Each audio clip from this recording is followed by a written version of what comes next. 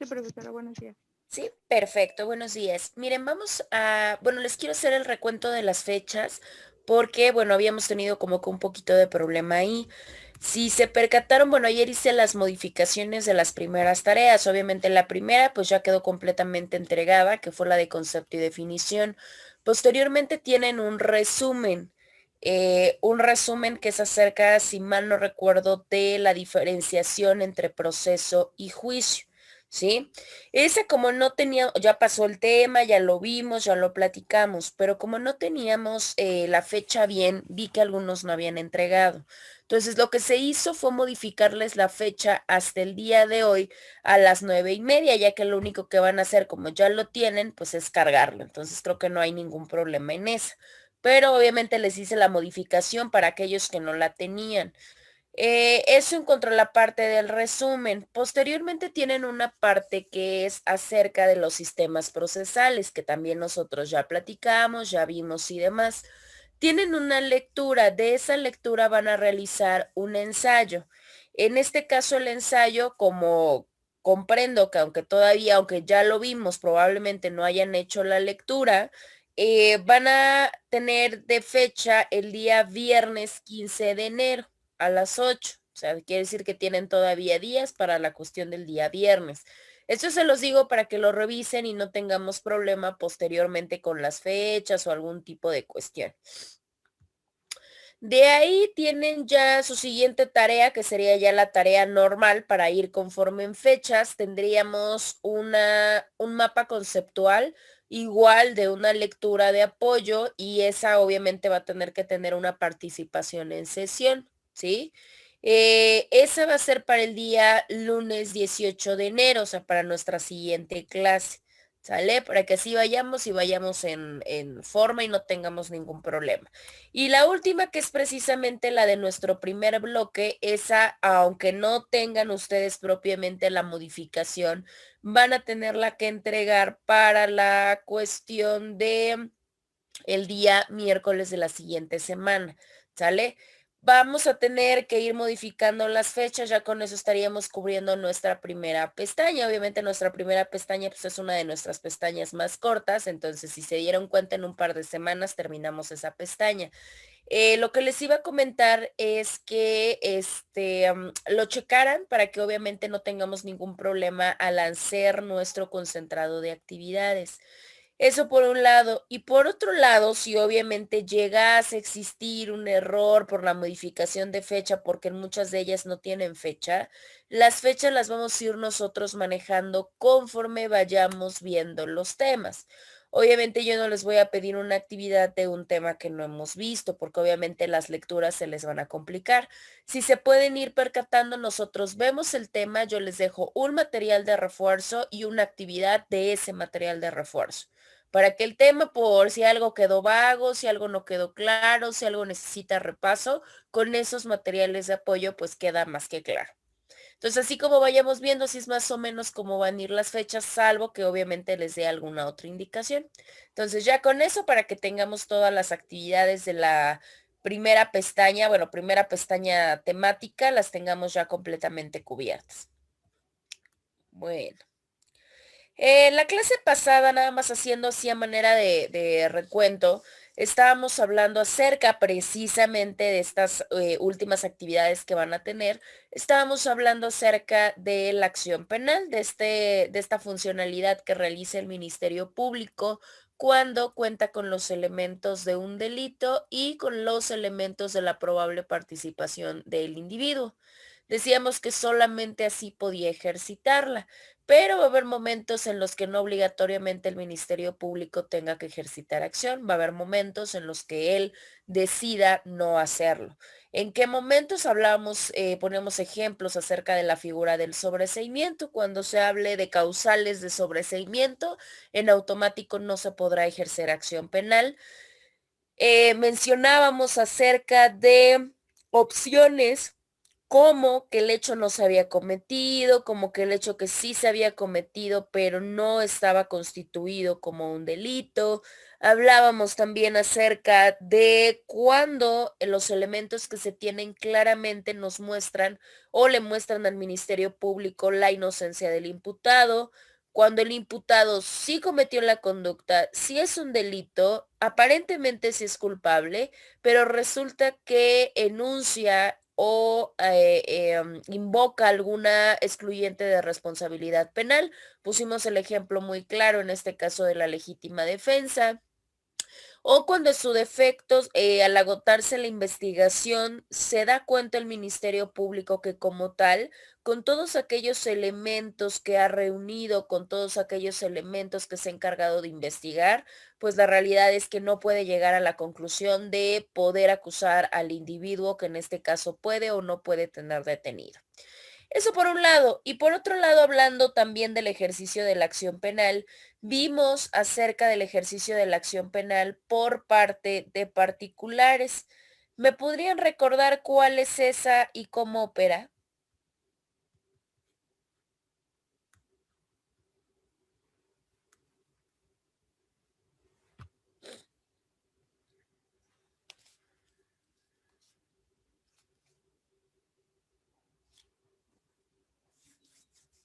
Ah, profa, si no mal recuerdo, era cuando la víctima o el ofendido iban ya, bueno, podían acudir directamente con un juez de control porque pues ejercitaban la acción penal.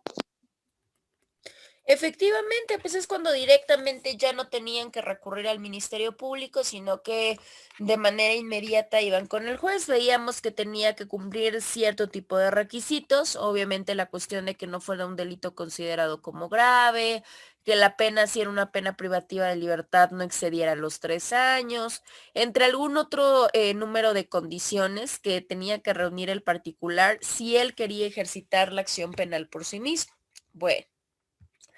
Voy a proyectarles el material para seguir avanzando en nuestro tema. Denme un segundo.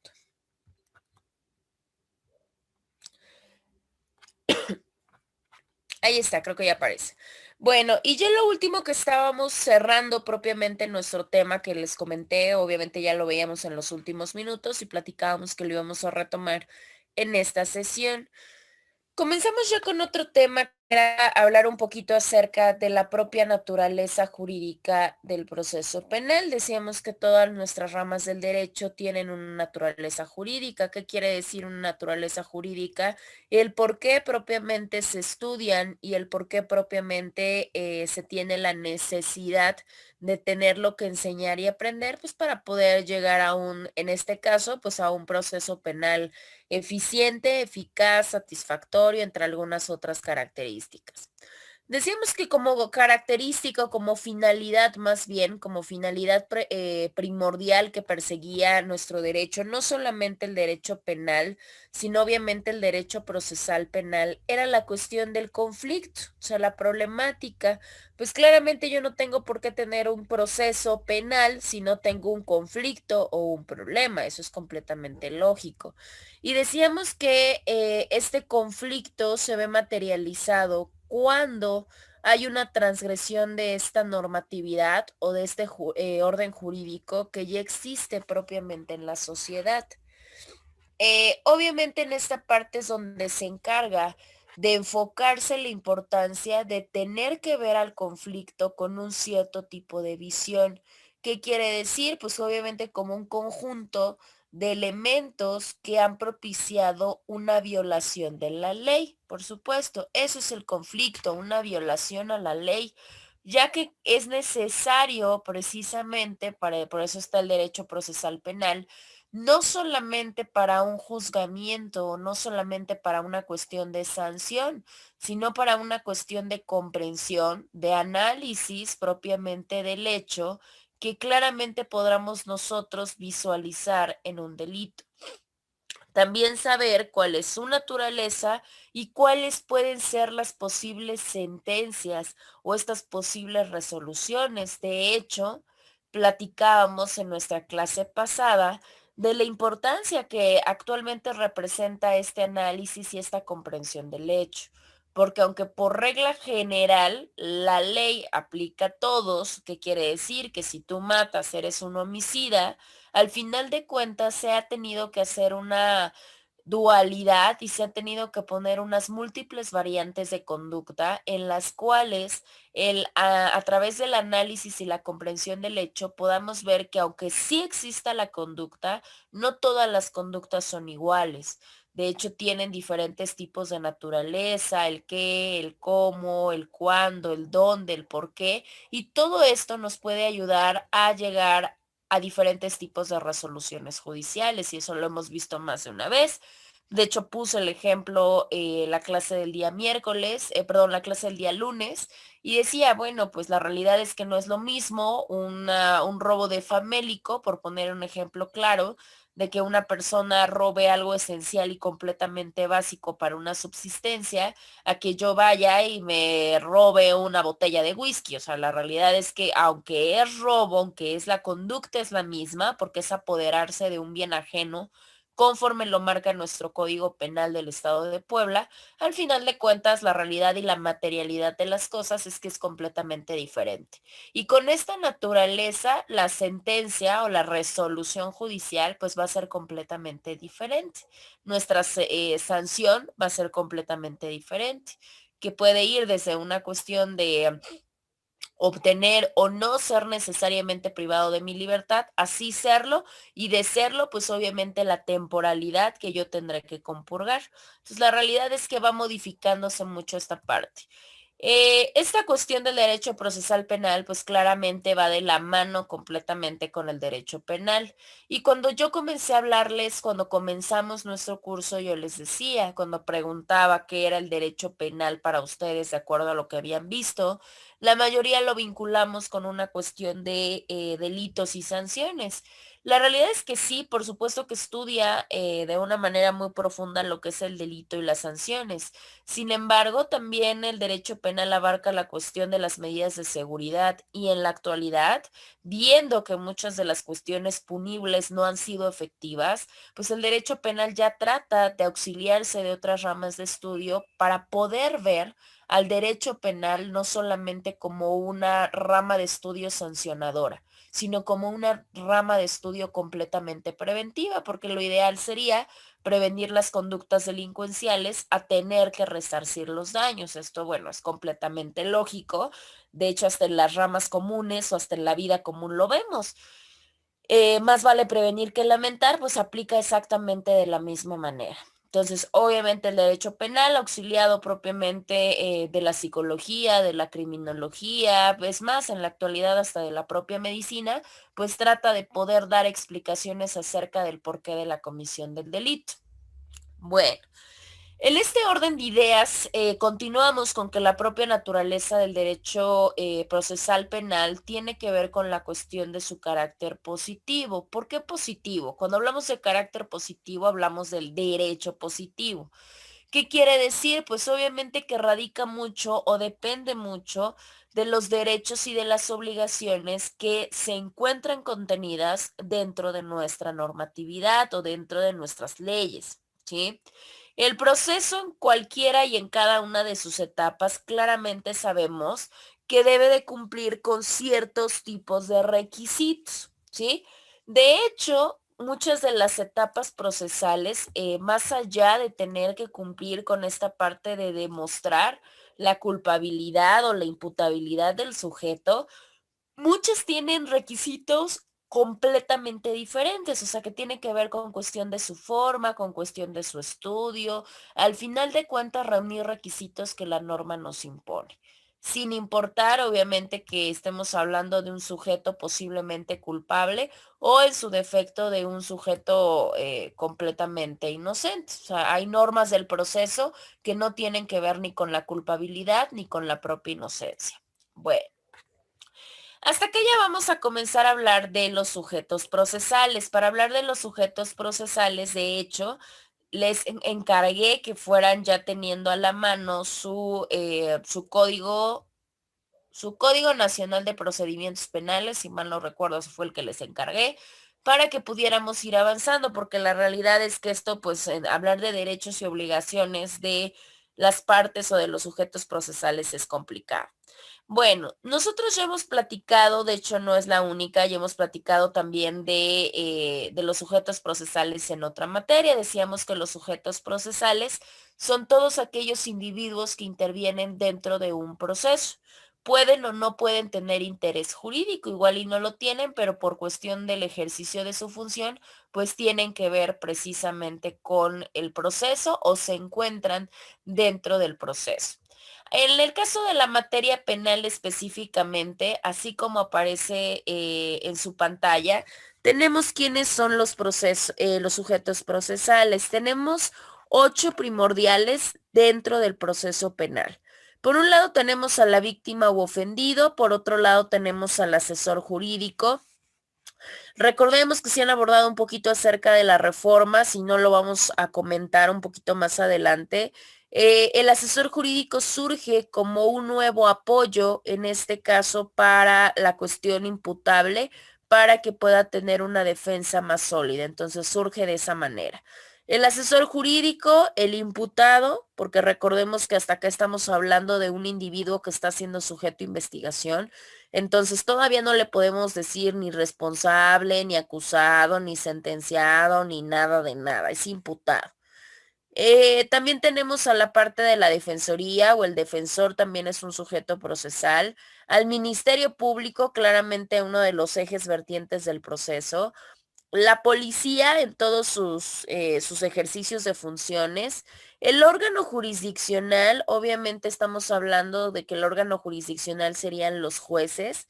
Recordemos también que a comparación del anterior sistema, ahorita tenemos una diversificación de jueces, no solamente es uno durante todo el proceso.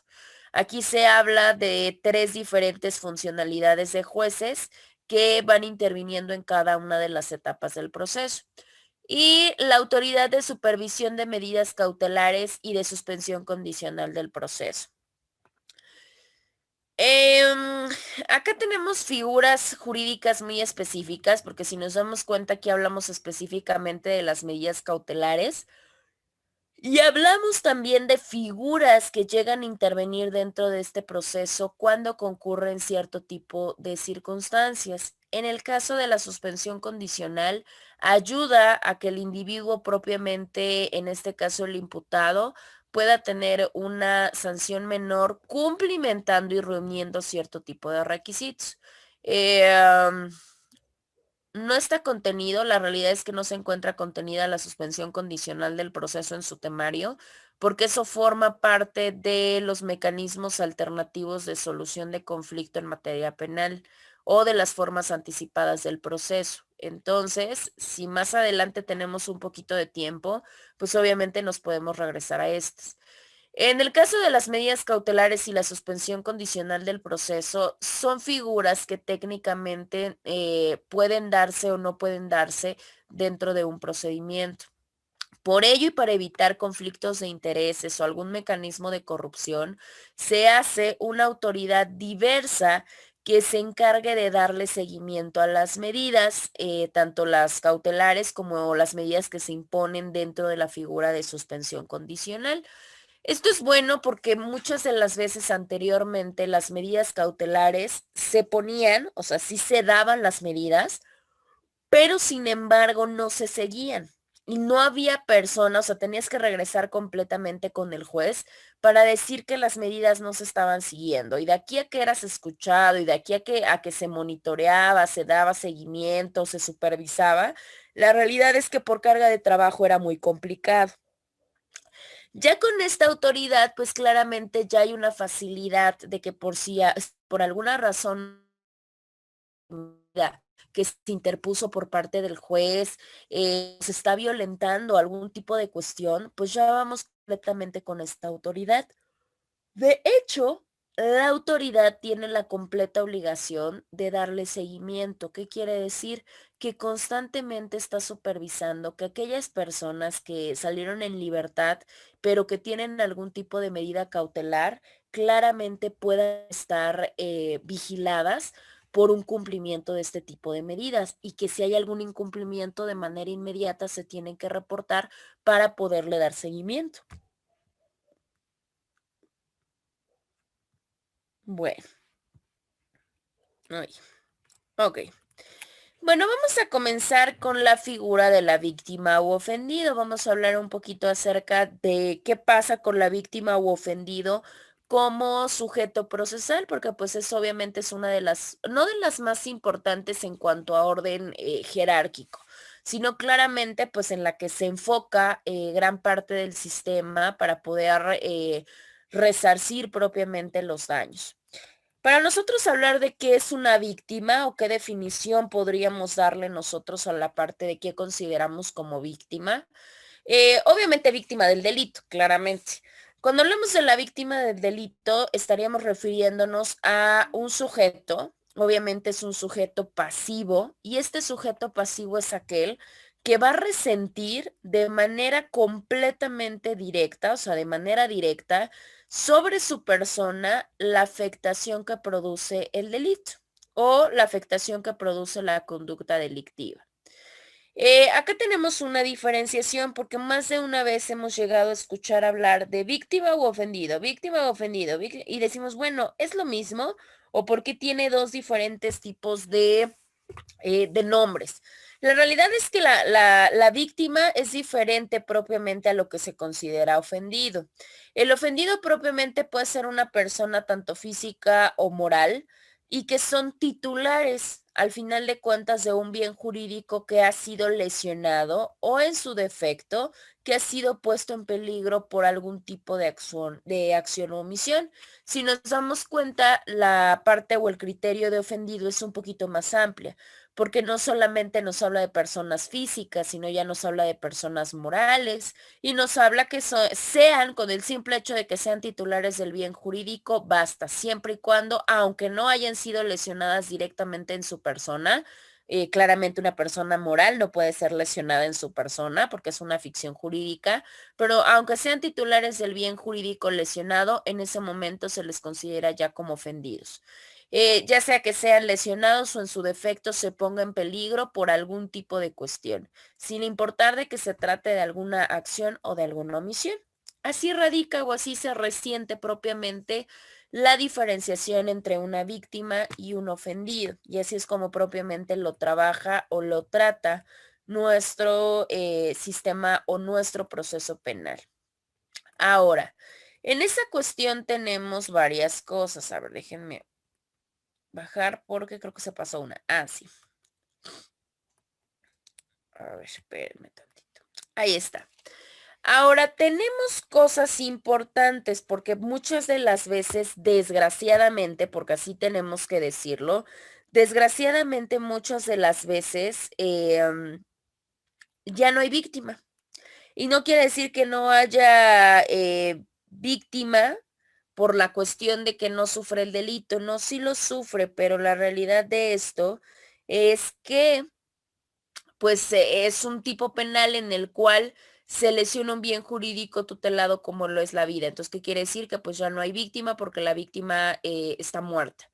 En estos casos en los cuales la víctima pues obviamente ya estuviera muerta o en el caso de que por alguna razón no pudiera ejercer personalmente los derechos que se le están dando por las razones que ustedes quieran, ¿qué es lo que va a pasar ahí? La realidad es que hay que tener cuidado porque muchas de las veces decimos, bueno, pues si ya se murió, pues ¿quién va a acudir a solicitar sus derechos? Vamos a pensarlo. Y la realidad es que no, la ley ya ha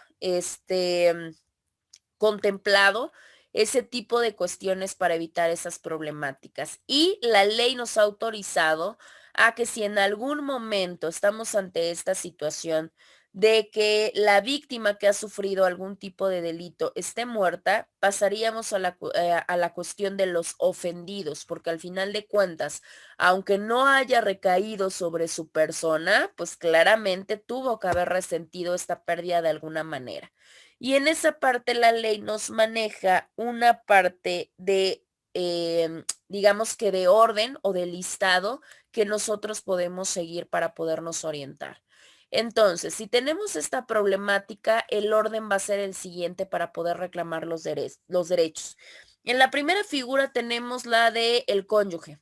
Cuando sea él o la cónyuge, si tenemos una persona que falleció en las condiciones que ustedes quieran y obviamente se está hablando de reclamar algún tipo de derecho, la primera persona indicada. A contrario censo de lo que podríamos decir, bueno, pues sus hijos o bueno, sus papás.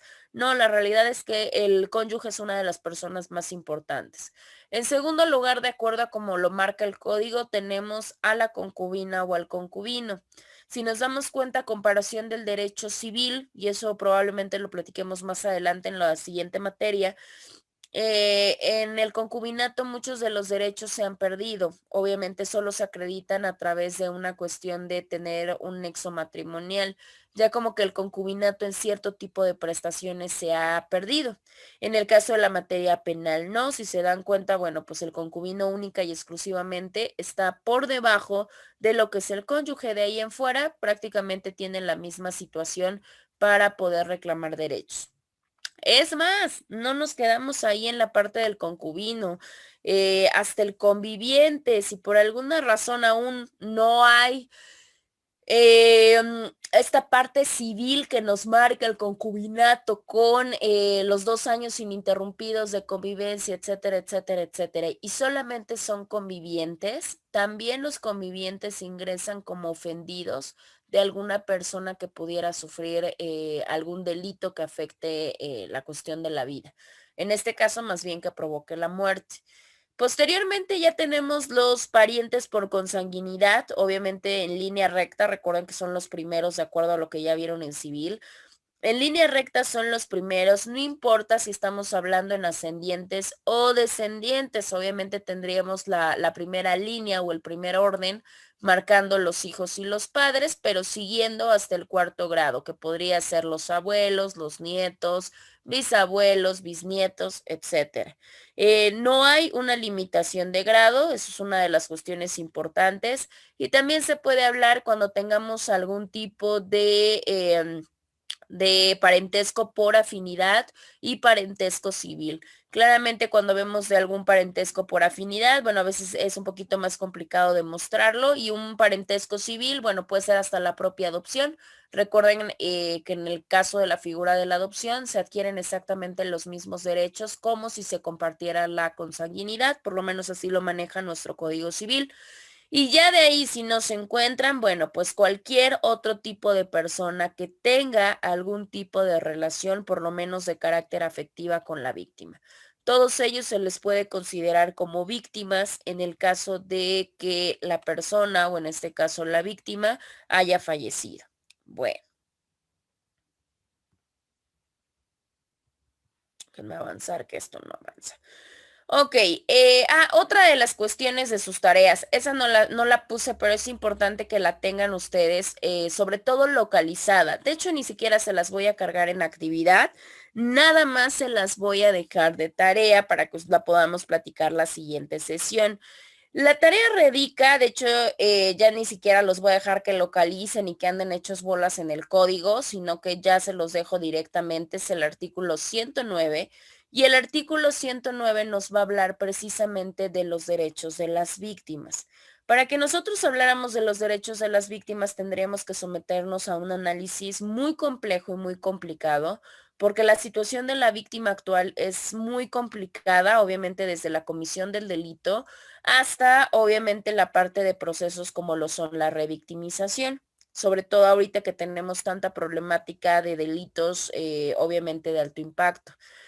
Aquí hay que tener mucho cuidado, la realidad es que, bueno, nuestra materia no es criminología, no tiene que ver mucho con esa parte, entonces solamente nos vamos a remitir em, a las víctimas y sus derechos conforme lo marca o conforme lo enuncia nuestra legislación. Entonces, para eso les voy a pedir que revisen su artículo 109 y vamos a ir comentando un poquito de qué es lo que nos dice el 109 y que podamos tener un poquito de, no de crítica, pero bueno, ver más o menos qué es lo que nos ofrece y qué vemos que puede hacer falta o qué vemos que está sobrando o qué vemos que está mal enfocado. Entonces, para evitarnos acá de vamos a ir leyendo una por una, algo que tienen completamente bien delimitado en su código, se los dejo que lo revisen de tarea y lo platicaríamos en nuestra sesión de la siguiente semana, que sería el día lunes. ¿sí? Bueno, ¿hasta acá tenemos alguna duda o alguna pregunta en lo que voy buscando el otro material?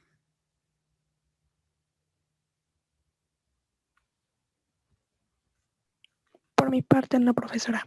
¿No? Perfecto. Bien, espérenme tantito, nada más déjenme buscar el siguiente. Ay, 50, 30. A ver, déjenme ver.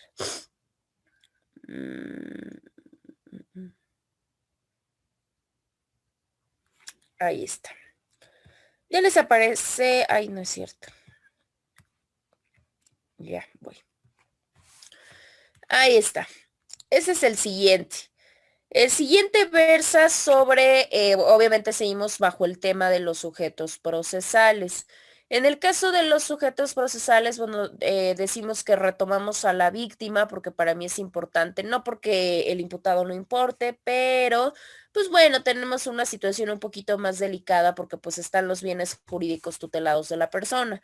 Entonces, por eso les digo que eso lo retomamos la siguiente sesión. Y tenemos el siguiente sujeto procesal. El siguiente sujeto procesal es el imputado, ¿sí? El imputado ustedes lo van a encontrar o van a encontrar su fundamentación o cosas referentes al mismo en el artículo 114. En el artículo 114 ustedes van a poder encontrar que imputado va a ser aquella persona que es señalada propiamente por el Ministerio Público como un posible autor o un posible partícipe de un hecho que la ley ha llegado a señalar como delito. Acá tenemos, bueno, cuestiones varias. Acá tenemos la primera cuestión en cuanto a la parte de la denominación genérica. Pues genéricamente es así porque no hay una especialidad o no hay una cuestión puntual que nos marque específicamente quién es, o sea, no nos marca algún otro tipo de característica personal, ni mucho menos. Por ello, hay mucho cuidado en cuanto a la parte de otras nomenclaturas, como lo puede ser delincuente o como lo puede ser victimario, ¿no? ¿Por qué? Porque nosotros tenemos que ser muy técnicos, ¿no? Obviamente dentro de esta parte de cómo denominar a los sujetos procesales. No le puedo decir victimario porque la realidad es que yo no sé si realmente provocó a la víctima, le provocó algún tipo de daño a la víctima, eso yo no lo sé, entonces no me puedo ir a esa parte. Aparte, la cuestión de victimario generalmente se utiliza más en ramas como lo puede ser la criminología. Entonces tratamos como de evitar esa parte. En el caso de delincuente menos, porque el delincuente es el que ya ha cometido el delito, o sea, ya lo cometió, ya es comprobado. Recordemos que con esta, más aún con esta situación de presunción de inocencia, pues no lo sabemos. Entonces, por ello nos dice que hay una denominación genérica porque hasta ese momento no nos consta nada. Entonces, por eso se le denomina imputado, pero claramente para denominarla así es porque ya ha sido señalado por el Ministerio Público. O sea, el Ministerio Público ya cuenta con los elementos necesarios, no de culpabilidad, pero sí de probable autoría o de probable participación de algún tipo de hecho. Claramente no un hecho cualquiera, sino de un hecho que la propia ley señale como delito. Con esto, así como las víctimas tienen derechos, pues claramente los imputados también los tienen, los imputados también tienen derechos que propiamente la ley les otorga. Igual vamos a comentarlos nada más así a manera de comentario qué derechos tienen los imputados o por lo menos los que les marca la cuestión del código. Acá les puse una cuestión diferente, porque resulta que a veces creemos que el imputado se queda siendo imputado hasta el momento en que finalice el proceso, ¿no? O sea, hasta el momento en que reciba sentencia, bueno, ya ahí cambia. No, la realidad es que tenemos una definición o tenemos una designación de nombre para cada una de las etapas del proceso. Cuando se señala a la persona como probable autor o partícipe, en ese momento se denomina como imputado. Pero si ya la persona en la cual se formula algún tipo de acusación finalizando la primera etapa, que es la etapa de investigación, ¿cómo se le va a denominar? En ese momento ya no va a ser imputado. Ya cuando se le formula acusación, ¿qué quiere decir? Cuando verdaderamente ya hay los elementos que arrojó la investigación de culpabilidad, bueno, pues en ese momento, para la siguiente etapa, ya vamos a estar hablando de que se trata de un acusado, ¿sí? Bueno. Y ya en un momento en el que ya se sigue el proceso y al finalizar el proceso, si se llegue a una sentencia, obviamente ya recaiga en él una sentencia, sin importar que haya sido declarada firme, pero ya hay una sentencia, ¿qué quiere decir? Aunque no se haya ejecutoriado, pero ya está de por medio, en ese momento ya no es ni imputado ni acusado. En ese momento ya hablaríamos del individuo como sentenciado. ¿Sale? Bueno. Ahora, dentro de estos derechos o dentro de estas obligaciones que nosotros podíamos resaltar como las figuras más importantes con lo relativo o con lo referente al propio imputado, tenemos la primera, que es la declaración del imputado. Es muy importante, de hecho es uno de los actos procesales más importantes que generalmente se realizan ante el Ministerio Público. Generalmente, ahorita voy a explicar por qué. El imputado tiene el derecho, obviamente es un derecho primigenio, a declarar, pero puede declarar en cualquier tipo de etapa del procedimiento, ¿sí? En el momento que él decide, en el momento que él quiere, puede tener ese derecho. En ese asunto lo puede hacer ante el Ministerio Público, como comentaba, o en su defecto lo puede realizar directamente ante el órgano jurisdiccional. Esto dependerá, pues obviamente, de la etapa procesal en la cual decida el imputado declarar. Claramente, pues lo primero que nos marcan las leyes es que se tiene que hacer con respecto a los derechos del imputado. Y otra de las partes muy importantes de la cuestión de la declaración es la parte de que esas declaraciones tienen que ser forzosamente en presencia del defensor, sin importar que sea defensor público o privado. Y diríamos nosotros, bueno, ¿qué es lo que pasa si por alguna razón declara y no está ni el defensor? Bueno, pues ahí estaríamos violentando un derecho. Y en esa parte, como es un derecho que se consagra dentro de la cuestión de los derechos del imputado, pues obviamente estaríamos hablando de una violación procesal, o sea, una violación de forma. Y si el defensor utiliza un mecanismo de defensa, digamos que ágil y hábil, pues lo que va a provocar es que la persona salga en libertad porque obviamente va a argumentar que hay un proceso que se encuentra viciado. Es muy delicado porque muchas de las veces hemos visto que precisamente los procesos han acabado en un pésimo resultado rendimiento de los funcionarios o no tanto porque el individuo sea culpable o inocente, sino que ha terminado por fallas procesales y obviamente pues es una tristeza que ni siquiera se someta a estudio un proceso y que se termine por algún tipo de cuestión procesal. Esto lo hemos visto más de una vez. La realidad es que hemos sido testigos en nuestro país de cómo varias veces se han violentado derechos del imputado y por ello pues han tenido que obtener su libertad. Eso por un lado. Por otro lado, también tenemos las violaciones que se han hecho a raíz de las declaraciones del imputado. Recuerden, anteriormente también teníamos un procedimiento un poco complicado porque la realidad es que muchas de las veces a los imputados se les presionaba para declarar. Y se les presionaba no de una manera verbal, sino que había muchas de las veces maltrato físico, bueno, violencia física, de hecho llegaba hasta la parte de la tortura, de hecho la policía que anteriormente se encontraba como policías investigadoras, bueno, en ese momento eran policías judiciales, pues obviamente eran maestros dentro de esta parte de la tortura, golpeaban a los imputados para que se declararan culpables y obviamente provocaban malestares o provocaban lesiones en lugares que no eran visibles.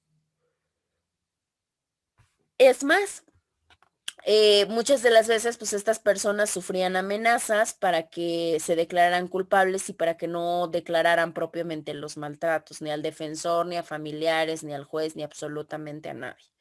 Entonces, pues todo esto generaba pues una falsa red de personas inculpadas para cubrir cierto tipo de ineptitudes de funcionarios que se encontraban dentro del proceso.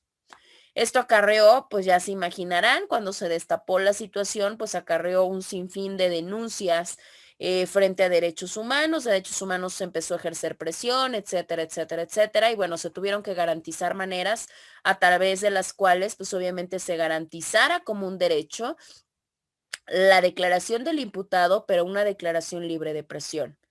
Ahora, en esa parte, pues obviamente salieron y se emitieron documentos. De hecho, yo creo que la sesión que viene igual lo platicamos a manera de cultura general y a manera de que posteriormente lo puedan invocar ustedes en algún tipo de asunto cuando media este tipo de actitudes.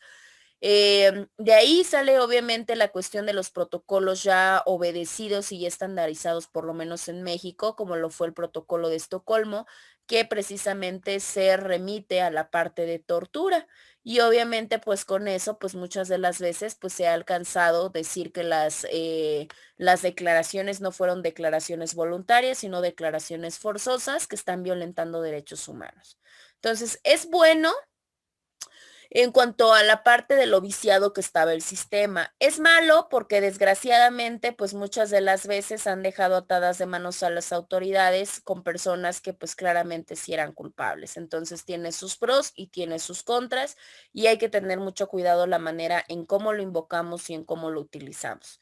De ahí, que esto lo vamos a retomar cuando hablemos de pruebas, de ahí otra parte muy importante. Eh, Antes, las declaraciones de los individuos, o sea, estas confesiones, porque muchas de las veces no era una declaración simple, sino ya era una declaración con confesión.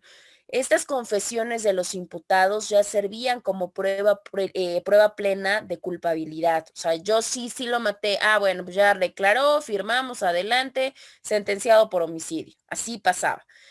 Obviamente con toda esta parte que pues se obtenía a raíz de torturas y a raíz de amenazas, pues se le deja de dar esta carga probatoria a la confesión. ¿Qué quiere decir? Que hoy por hoy la confesión de un individuo por algún tipo de acto ilícito ya no basta. Se necesita forzosamente acreditar a través de cuestiones científicas probatorias que claramente la culpabilidad de un sujeto. De ahí que tenemos ya un sinfín de pruebas que tienen mucho más valor, como las pruebas periciales, a comparación obviamente de lo que es una confesional. Una confesional que nos indique culpabilidad no nos va a servir de mucho, salvo que tengamos sustento probatorio para poderlo hacer. De ahí, pues obviamente ya se le empieza a dar la importancia, por eso les comentaba en el caso del derecho penal, a otras ramas de estudio que pues nos auxilian mucho a poder desempeñar la labor. En este caso ya no tanto la psicología o la criminología, sino podemos hablar ya de otro tipo de cuestiones como la medicina legal o hasta la propia criminalística. Bueno, de ahí la importancia de esta cuestión de la declaración del imputado.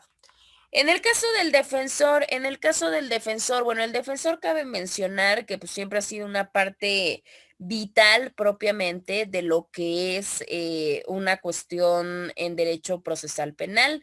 El defensor cabe mencionar que es designado propiamente desde el momento de la detención y es designado claramente a elección del imputado. En el momento que es detenido, en ese momento él tiene que nombrar a su defensa.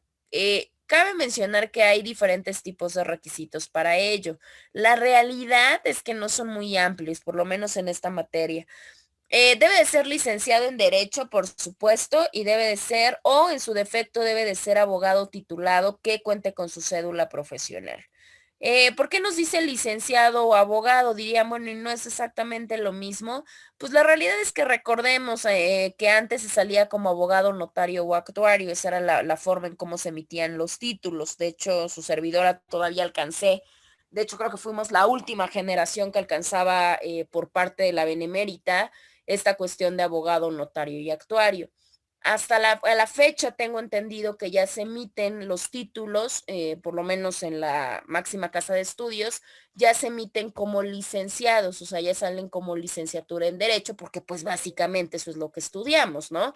De hecho, lo demás solamente era un título, porque claramente, pues para ser notario y actuario, pues tienes que hacer otra seriación de cosas. Si ustedes ya llevaron derecho notarial, pues ya vieron toda la gran cantidad de cosas que se tienen que realizar para poder ser notario. Entonces, la realidad es que lo único que fue es hacernos el título más grande, pero nada más.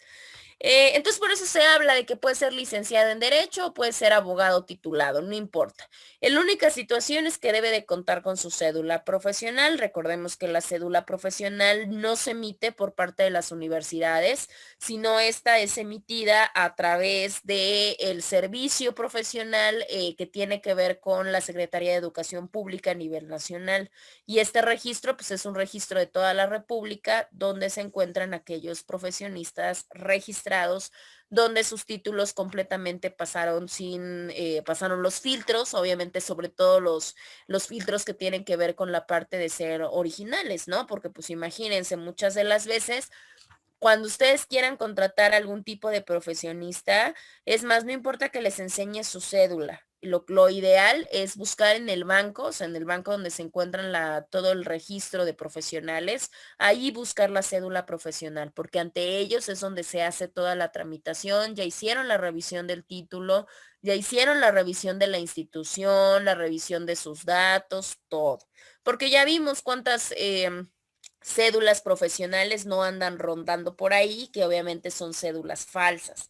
Sobre todo, actualmente tenemos una problemática con las cédulas, porque recuerden que ya son cédulas electrónicas. O sea, la realidad es que, por lo menos en este caso, ustedes tengo entendido que ya su cédula va a ser completamente electrónica y pues claramente ya no van a poder tener la que se tenía antes, esta cédula plastificada, sino que ustedes básicamente pues ya lo tienen, solo tienen un número y lo tienen especificado pues dentro de un banco electrónico. O sea, ya no pueden tener propiamente una cédula física con el material como en este caso pues salieron las anteriores. Anteriores no sé qué tanto tiempo tenga, creo que 1 o 2 años que se empezaron ya a expedir las cédulas de esa manera para poder agilizar el proceso. Porque cabe mencionar que eso es otra de las cuestiones.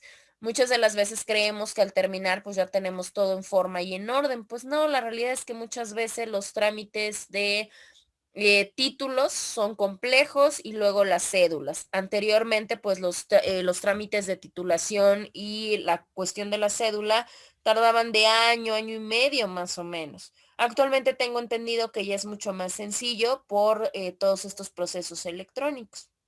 Bueno. A falta de o sea, ¿qué quiere decir? Que no exista designado o que no se encuentre nombrado más bien algún defensor o en su defecto no exista, no llegue o no lo designe propiamente el imputado, en ese momento tendrá que ser nombrado un defensor de oficio. Obviamente ya sabemos cómo opera la situación o ya sabemos cómo opera la parte de los defensores públicos, ¿no? Que son los que conocemos como abogados de oficio coloquialmente. Ellos pues claramente tendrán que hacer la defensa y estructurar la defensa. No son malos, esto cabe mencionar, pues tienen exactamente la misma preparación que todos nosotros, pero pues, la realidad es que imagínense, no es lo mismo un abogado privado que puede tener algunos asuntos a un abogado de oficio que pues cuenta con un sinfín de asuntos. Entonces, obviamente esta carga de trabajo pues muchas veces hace que la defensa pues no sea la adecuada o no sea la correcta. Bueno. Vamos a dejarlo hasta aquí. Ya la siguiente sesión retomamos la parte de los derechos del imputado, los derechos de la víctima que ustedes ya van a traer leídos y hablamos un poquito precisamente aunado de esta parte de la declaración y la confesión. Aunamos un poquito del protocolo de Estocolmo para que vean más o menos cómo se trata. Igual ustedes ya lo manejaron, lo van a manejar más adelante en alguna otra rama, pero pues para que ya tengan una idea y seguimos hablando de esta parte del defensor.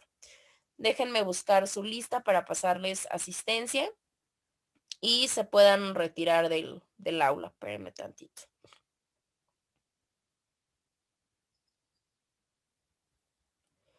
Cedazo Mirón, Isabel Esmeralda.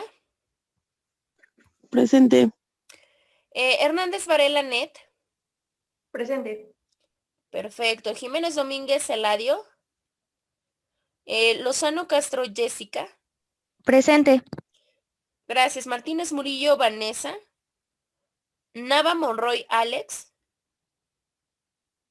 Ortega Ávila Wendy Juliana. Presente. Tlacomulco de Jesús Olivia de Olivia. Tlalpa Rojas Claudia Angélica. Presente. Y Zaguantitla Ávila Marjorie. Presente. Ok, perfecto. A ver, déjenme revisar porque... Ok, Alex no me contestó. En el caso de Alex no me contestó. Eladio verdaderamente no está. Vanessa tampoco. Olivia tampoco. Ok, perfecto. 1, 2, 3, 4. Bueno. Si no tienen entonces dudas o preguntas, pues ya nos estaríamos escuchando hasta la siguiente semana, que sería el siguiente día lunes. Cuídense mucho y que tengan bonito día.